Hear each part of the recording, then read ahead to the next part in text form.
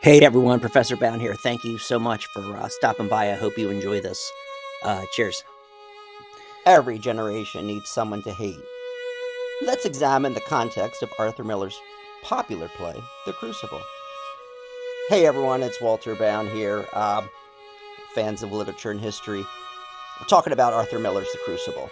Arthur Miller composed the allegorical play in 1953 during the height of the McCarthy trials in Washington regarding accused communists working not only in the State Department but also in Hollywood and, yes, the U.S. Army.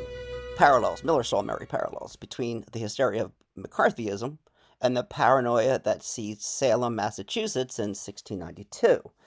Arthur Miller walked away from the McCarthy trials under the House Un-American Committee, called HUAC, as a person who was called before the trials as a suspected communist who needed to name names of other communists and whispered to himself, this seems eerily similar to 1692 and the witch trials. In 1692, 19 innocent people were accused and hung. Giles Corey was crushed as witches. There were never any witches in Salem or in the town of Danvers, which most of the accusations took place, but Salem was just the largest town with a court. Even dogs were accused, and of course, killed by good Christians. Yes, dogs. 2 innocent pooches. The witch trials allowed people to point the finger at people they didn't like and have them jailed and maybe even executed, hung. They did not burn witches in Salem, Massachusetts. These people were, after all, Christian and civilized. But if you confessed to being a witch, then they were fine, kind of, because of Christian forgiveness. So a lot of people were just giving false testimony. I'm a witch, oh, God bless, right? How kind. This was 70 years after the Mayflower and the 1620 Mayflower Compact. Perhaps you've studied William Bradford and his narrative of the Puritans coming to the New World. All right, that's just one perspective, of course. So we're not talking that many generations or that many years, right? 1620 to 1692. So it's still pretty primitive. So let me set the scene here. We're talking about the same atmosphere as like Nathaniel Hawthorne's A Scarlet Letter, right? Or Young Goodman Brown, a story that is phenomenal.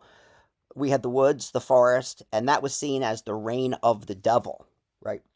Today, I think of that as that's where God is, not in society, but I'm a romantic. But anyway, the town held God and rule of law and civilization.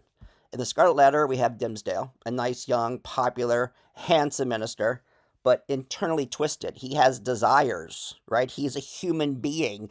He's a mammal. In it, also, we have, like in the Crucible, we have another minister, but this person is the exact opposite. And this Miller was drawing on history here to create this fictional character with Reverend Samuel Paris. It's 2 R's in Paris, not like Paris, in France. Those 2 R's, I think, are for rotten and rapacious. Right? Look that word up, rapacious. Miller's play is loosely based on history, with a carnal lust for a motive as well as revenge. Right? Both history and the play have mean girls, right, and very mean people who helped enable them. So nothing is new under the sun, right? The queen bee, mean girl, is Abigail, who uses her power for revenge to those who have criticized her and shunned her for rumors of her adultery. Arthur Miller plays with the facts. He isn't interested in historic fact.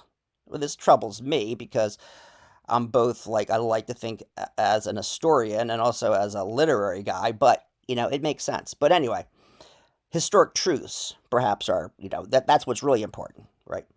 Rather than the facts. And in another essay, I'll talk about the various changes that Arthur Miller makes in the Crucible, but that's outside this very wandering lecture here. The big change, of course, is that he adds the adultery between John Proctor and Abigail Williams. That never happened. Right? And John Proctor was actually a publican, someone who owned the tavern, and the age difference was humongous here. But for the play, we need we as an audience, we need some sort of like motivation as like something that's logical, and history oftentimes does not give us logic. Still, as in history, 19 innocent people were hanged in Salem. Okay, Giles Corey was crushed for not entering testimony. Um, and it was like, oh my goodness, how could this be happening? Why are girls acting this way? Could it be Satan? All right, I'm doing my church lady imitation there. Every generation needs a scapegoat. I mean, really. I mean, we're such a stupid. I mean, really. Humanity just drives me crazy. Society. We have the Spanish Inquisition, right? We have the Nazis. We have the Proud Boys. You know those 1950s. But really, with the beginning of the Russian Revolution in 1917, when the Russians left killing other Europeans to kill other Russians, the Mensheviks versus the Bolsheviks, the whites versus the reds, all right? And we have the anti-monarchist, those against Tsar Nicholas II. You might know him from Anastasia, right? Stupid Disney movie. The Reds won. Lenin, not John Lennon, like one of my heroes. Insert Big Lebowski joke here. I am the walrus. I am the walrus. Shut up, Donnie, you're out of your element. Anyway, sorry, it's a very discursive lecture here. I really wish this was just a literary allusion to the Red Queen from Alice in Wonderland, right? Because that would be fun, and it's like Alice in Wonderland. Anyway, during the Red Scare and Red Scare 2, 1 and 2, there were two. The villain for the United States, the Western world, and the Christian civilization as you know it would be overrun by godless communists. The very Russians that we seem to be supporting these days. Sorry, political comment. These people were atheists whose citizens were supposed to worship the state, yuck, and make love to their hammer and sickle. Dangerous and uncomfortable.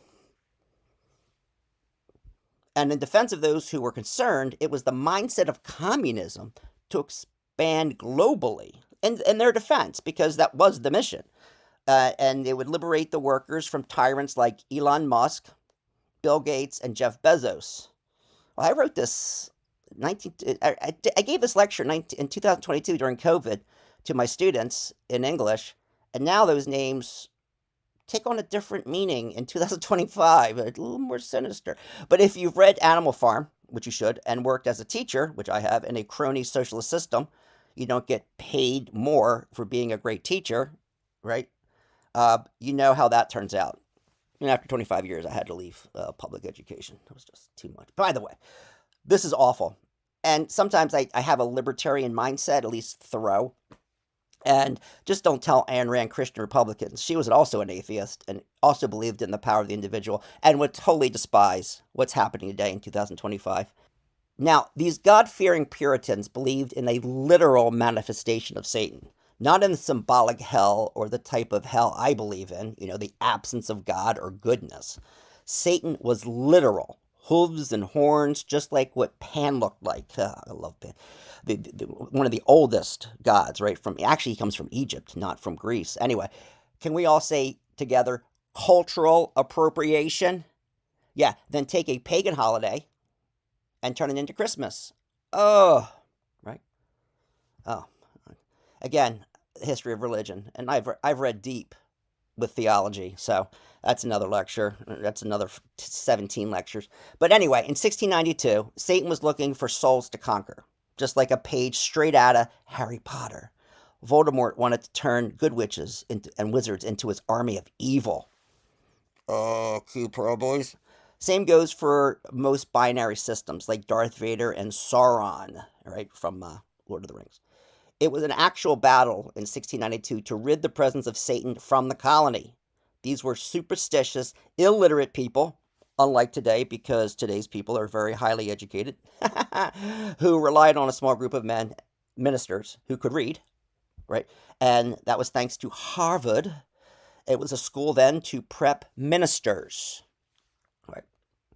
Salem was a theocracy, a government based on religious doctrine. There was no freedom from religion or of religion. Think the Taliban or the religious Gestapo who roamed the streets of Saudi Arabia looking for religious infractions, measuring beards and making sure a female is not driving. Or I think that's changed. That's a step in the right direction. Anyway, in other words, Satan was like a virus. Satan taking control of you, like in 1976 with The Omen by Gregory Peck. Ugh, it may be beyond our control to resist. That scares the crap out of me, that idea that of possession, right? Demon possession. It's an ipso facto crime. This idea, like, if we do not eliminate the host to the virus, we will all die, like Ebola or COVID 2099, right, in the future. The eminent Reverend Hale comes with his weighty books, as smug and righteous as all hell, fully believing in that his books contain all the manifests of Satan and all his disguises, witches that go by air and by land, incubi and succubi. All right, that's always a little uncomfortable in class to talk about what incubi and succubi are. It's like I would send my spirit out and have sex with a male, or it's again, it's you'd have to be pretty twisted to even make up this stuff. And so this was like a modern day exorcist priest. The Reverend Hale is like a modern day exorcist priest who comes in to wipe, clean a soul of Satan. Of course, now the media, left and the right, I'm not leaving the left out of this, has done a fantastic job stoking all sorts of hysteria and paranoia, right? Especially social media like Facebook and Twitter. And would flat earthers exist if not for social media? Like, okay, like, let's just, you have an avenue where all the stupid people and like just can gather together. And, anyway. It is amazing how really stupid, insipidly stupid, you can look up insipidly stupid people can persuade seemingly smart people to kill innocent and smart people.